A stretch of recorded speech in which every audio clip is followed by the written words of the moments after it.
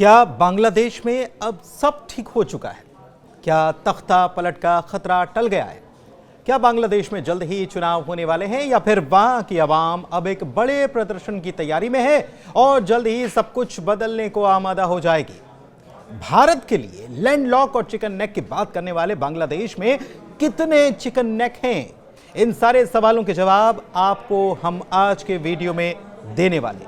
नमस्कार, न्यूज 18 के digital platform पर आप जुड़े हैं पुनीत के साथ। बांग्लादेश के मुख्य सलाहकार के रूप में मौजूदा वक्त में काम कर रहे मोहम्मद यूनुस की हसरतें क्या बढ़ गई हैं, या इसे ऐसे कहा जाए कि यूनुस की नजर अब कुर्सी पर आ टिकी है। रातों रात हुए उठापटक के बाद मुख्य सलाहकार बनकर बांग्लादेश की बागडोर संभालने वाले यूनुस के खिलाफ जब माहौल बनने लगा तो उन्होंने इस्तीफा देने की धमकी दे डाली थी ताकि हालात को कंट्रोल किया जा सके। लेकिन दूसरी तरफ वहां की सेना की ओर से यूनुस की सरकार को अवैध बताते हुए जल्द चुनाव करने की मांग भी कर दी गई।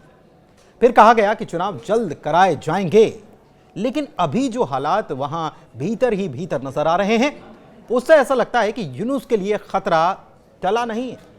साफ तौर पर कहें तो बांग्लादेश में तख्ता पलट का खतरा अभी पूरी तरह से खत्म नहीं हुआ है। दरअसल कार्यवाहक राष्ट्रपति मोहम्मद यूनुस के राजनीतिक दलों और सेना के साथ हाल की बैठकों और चुनाव की दिशा में कदम उठाने की सहमति से ऐसा लग रहा था कि तख्ता पलट का तात्कालिक खतरा टल चुका है, लेकिन ऐसा है नहीं। आशंकाएं पूरी तरह से खत्म नहीं हुई हैं। सेना का दबाव, विपक्ष का असंतोष, आर्थिक संकट, कट्टरपंथी ताकतें और विदेशी हस्तक्षेप की आशंकाएं इस देश की स्थिति को और नाजुक बनाए हुए। अगर यूनुस दिसंबर 2025 तक चुनाव की घोषणा नहीं करते या फिर सुधारों में नाकाम रहते हैं तो तख्ता पलट का खतरा फिर से बढ़ सकता है।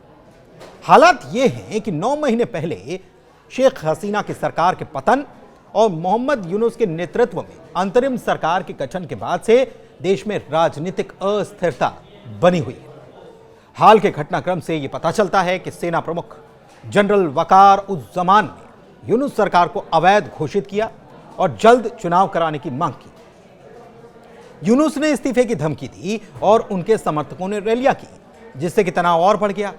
अब तो ढाका में हिंसक प्रदर्शन की आशंका तक जताई जाने लगी। बीते 9 महीने में बांग्लादेश में राजनीतिक उथल पुथल, कट्टरपंथी तत्वों का प्रभाव बढ़ता नजर आया। सेना और सरकार के बीच टकराव, सब कुछ दिखाई दे रहा है। और अब तो साफ तौर पर सेना ने यूनुस को सैन्य मामलों में हस्तक्षेप बंद करने और दिसंबर 2025 तक चुनाव की तारीख का ऐलान करने का अल्टीमेटम दे डाला है। लेकिन माना जा रहा है कि अगर अगले 6 महीने या 7 महीने में चुनाव की तैयारी नजर नहीं आती तो वहां पर तख्ता पलट तय है। माना जा रहा है कि यूनुस के कमजोर नेतृत्व ने बांग्लादेश का बंटा ढार कर रखा है। आपको हम आज बताते हैं कि बांग्लादेश बीते 1 साल में किस हाल में पहुंच चुका है। साल 2024 में शेख हसीना की सरकार के पतन के बाद बांग्लादेश की आर्थिक हालत खस्ता होती ही जा रही है। विश्व बैंक यानी कि वर्ल्ड बैंक और ILO के अनुमान के मुताबिक 2024 में बेरोजगारी दर 5 से 6% के आसपास रही, लेकिन अनौपचारिक क्षेत्रों में यह बहुत ज्यादा है। खासकर शिक्षित युवाओं में 15 से 20% तक बेरोजगारी बढ़ने का अनुमान है। कपड़ा उद्योग, जो देश की अर्थव्यवस्था का आधार कहा जाता था, संकट में आ चुका है। अगस्त 2024 से 140 से ज्यादा कपड़ा फैक्ट्रियां यहां पर बंद हो चुकी हैं, जिससे 1 लाख से ज्यादा लोग बेरोजगार हुए हैं। राजनीतिक अस्थिरता और भारत के साथ व्यापारिक प्रतिबंधों ने स्थिति को और बिगाड़ने का काम किया है, जिससे कि $770 मिलियन का नुकसान हुआ है। महंगाई की बात करें तो उपभोक्ता मूल्य सूचकांक यानी कि CPI आधारित मुद्रास्फीति में 2024 में 9 से 10% तक ये पहुंच गई। खाद्य पदार्थ, खासतौर पर खाद्य तेल और चीनी की कीमतों में भारी उछाल देखने को मिला है।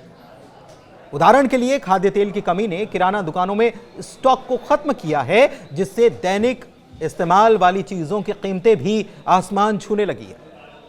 भारत के द्वारा कपास निर्यात जो होता है, इस पर रोक लगा दी गई, तो ऐसे में कपड़ा उद्योग पर इसका असर पड़ा है, जिससे GDP की जो वृद्धि दर 6.3% थी वो घटकर 5% से नीचे आ गई। प्रति व्यक्ति आय में भी गिरावट हुई है और बढ़ते कर्ज ने आम नागरिकों पर और बोझ बढ़ा दिया है। प्रत्येक नागरिक पर औसतन 41,000 रुपए का कर्ज बांग्लादेश में है। साल 2024 में शेख हसीना की सरकार के पतन के बाद बांग्लादेश की आर्थिक हालत खस्ता होती जा रही है। विश्व बैंक के आईएलओ के अनुमान के अनुसार 2024 में ये 5-6% के आसपास रही और अनौपचारिक क्षेत्रों में ये बहुत ज्यादा मानी जा रही है। इससे पता चलता है कि हालात कितने बिगड़े बांग्लादेश में हुए हैं और भारत से भी संबंध जो हैं वो बुरी तरह से प्रभावित हुए हैं और भारत से संबंध प्रभावित होने की वजह से वहां की चीजें और लगातार बिगड़ती ही जा रही हैं। रोजगार में गिरावट आई है और कर्ज बढ़ता जा रहा है। राजनीतिक अस्थिरता, विशेष रूप से मोहम्मद यूनुस की अंतरिम सरकार और सेना के बीच तनाव ने आर्थिक सुधारों को प्रभावित किया है। सरकारी कर्मचारी और शिक्षक वेतन नहीं मिलने की वजह से हड़ताल पर हैं। यूनुस ने जनवरी से जून 2026 के बीच चुनाव कराने का सुझाव दिया था, जबकि सेना और बीएनपी वहां की जो अब पार्टी है, मुख्य पार्टी है, उसने दिसंबर 2025 तक चाहा है कि चुनाव हो जाएं। लेकिन माना जा रहा है कि चुनाव में देरी की वजह यूनुस की सत्ता में बने रहने की इच्छा या लालसा है।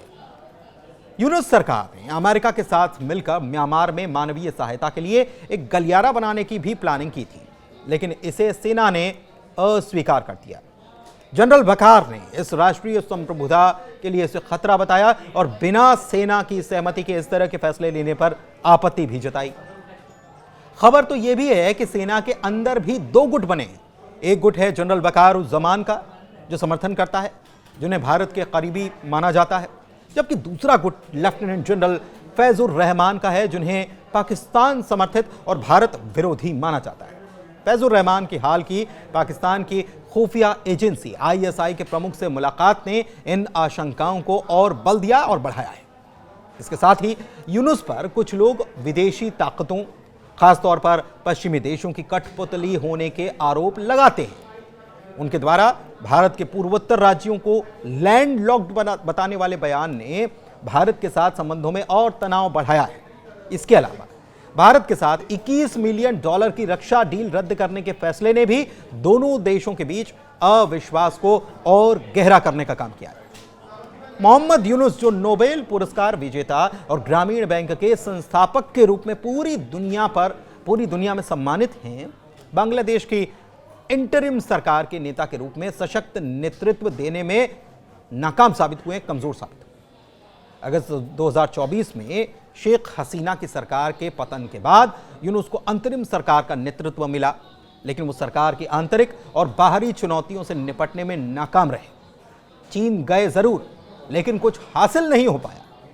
मोहम्मद यूनुस को बांग्लादेश की अंतरिम सरकार का नेतृत्व इसीलिए सौंपा गया था क्योंकि तटस्थ और सम्मानित शख्सियत उन्हें माना जाता था, लेकिन उनकी राजनीतिक अनुभवहीनता सबसे बड़ी उनकी कमजोरी रही।